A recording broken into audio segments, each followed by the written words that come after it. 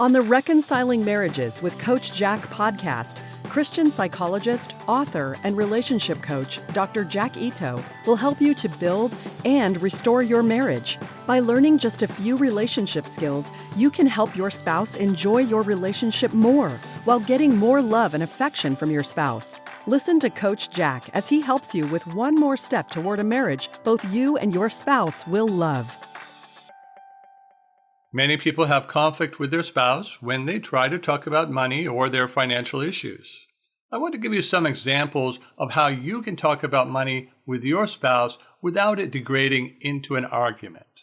To do that, you need to consider not only the logic of the situation and what is important to your finances, but you also have to consider your spouse's emotions. If you are having conflict in any area of your life, you may be carrying over the same kind of principle into other areas. That is, you might be trying to talk to your spouse simply by using reasoning without talking in a way that helps your spouse to feel validated and to enjoy talking with you, even though the situation may be a difficult one. The answer to financial problems is often simple, but talking to your spouse about it might be difficult. First, let's consider the simple answer to financial problems. Increase your income and decrease your expenses until you have a balanced budget. Like most things in life, the answers are simple. The application is where the difficulty comes in. Now, on your own, increasing income and decreasing expenses is totally under your control. On your own, that would be an easier thing to do than doing it together with your spouse. No one would give you any grief about your choices doing it on your own. You wouldn't need to worry about someone else's values. And you would be responsible for your income and your expenses. There would be no opportunity for resentment to build either on your end for how your money is being used and on their end for ways that they might feel restricted in either spending or saving. Working together with your spouse on your finances would be just as easy as working alone if you and your spouse were on exactly the same page.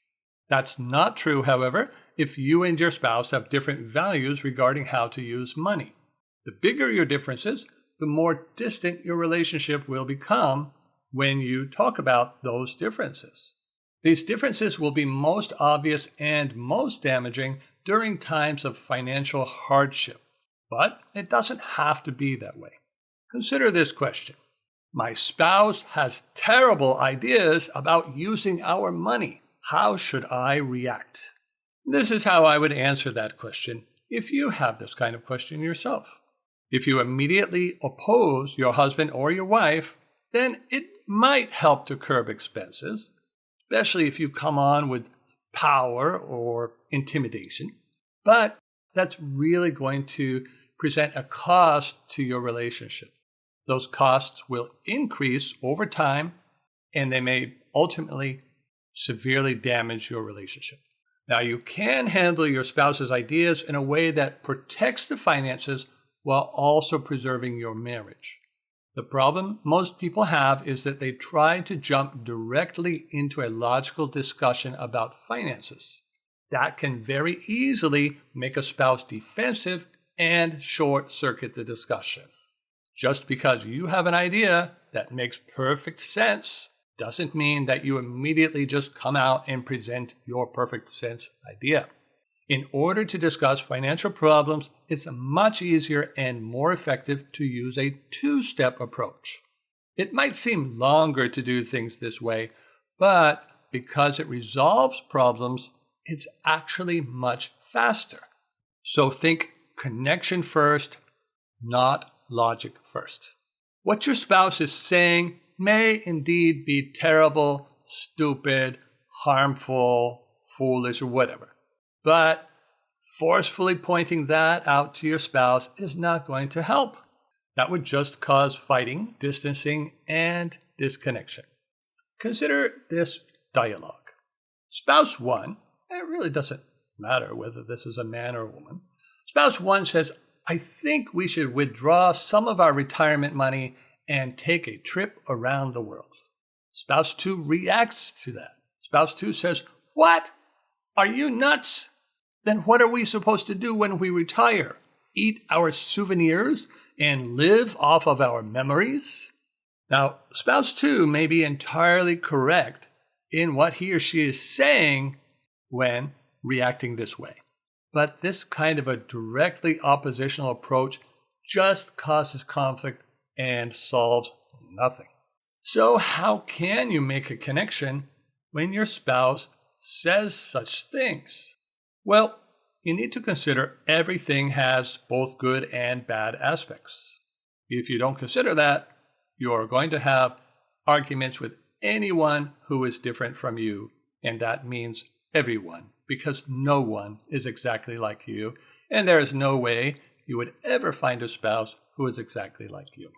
So if you want to learn how to have good relationships, you need to learn that everything has both good and bad aspects. By agreeing with those aspects that are true, you can make a connection with your spouse by providing validation around those aspects. In turn, this will help him or her to also consider your truths. A shift is required from initially reasoning to initially listening and agreeing.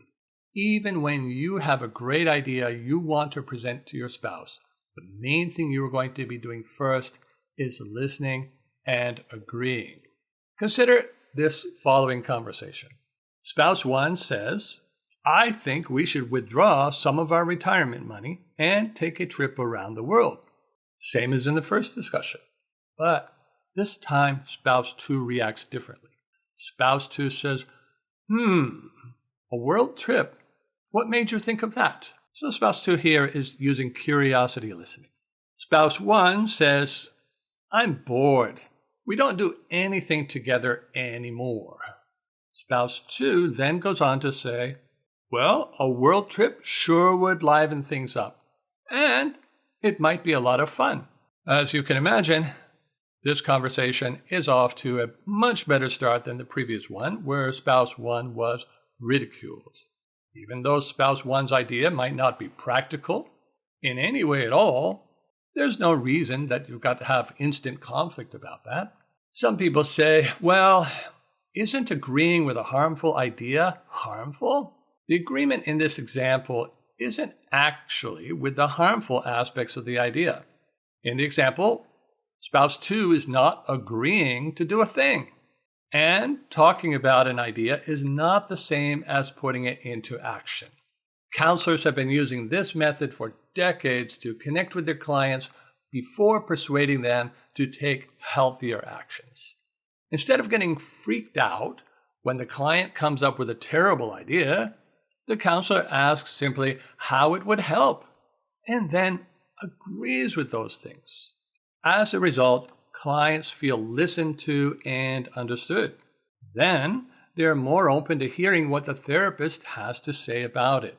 If the therapist simply said, that's crazy, the client would walk out the door and never come back. Therapists know that to really help clients make good decisions, they need to maintain a good relationship with them. That's certainly true in your marriage as well. Only after agreement and connection comes problem solving.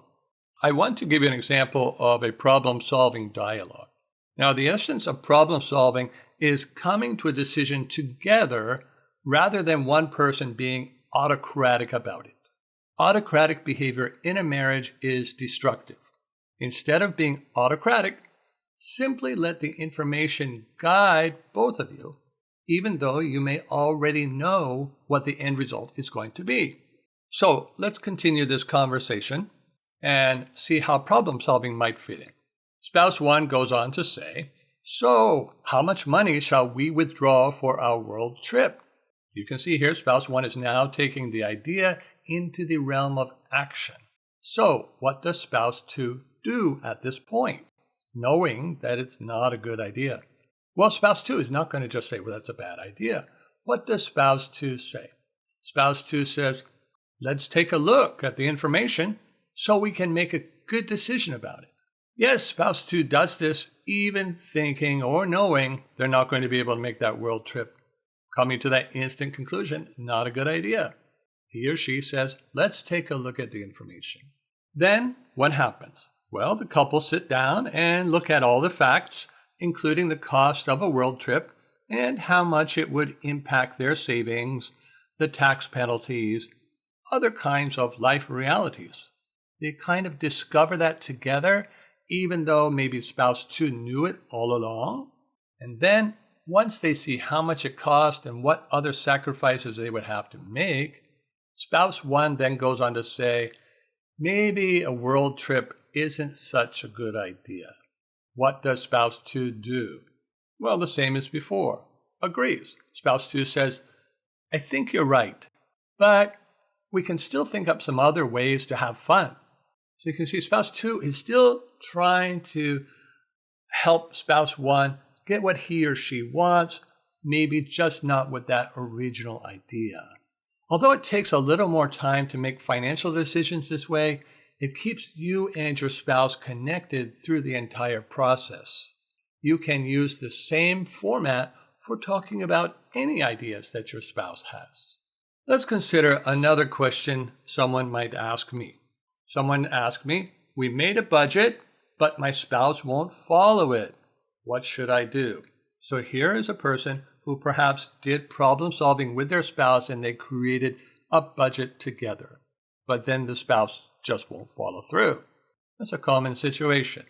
You may have a variation of your spouse's failure to follow through with any plan that you make together, financial or not.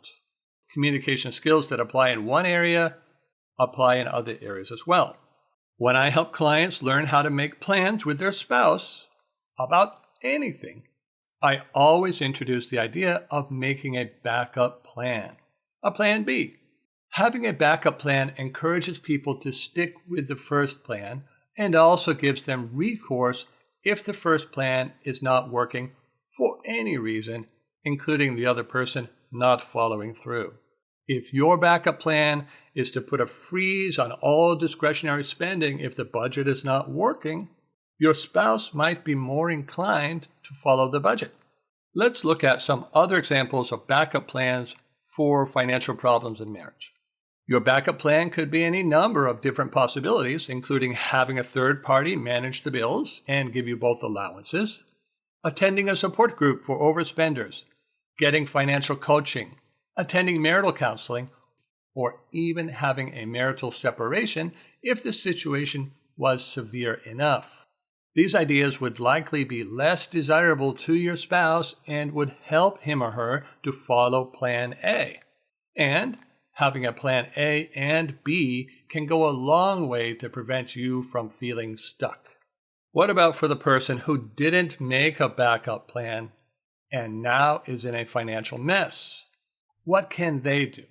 Well, since they did not have a backup plan, at this point they could try to restart the problem solving and make new plans, including a backup plan.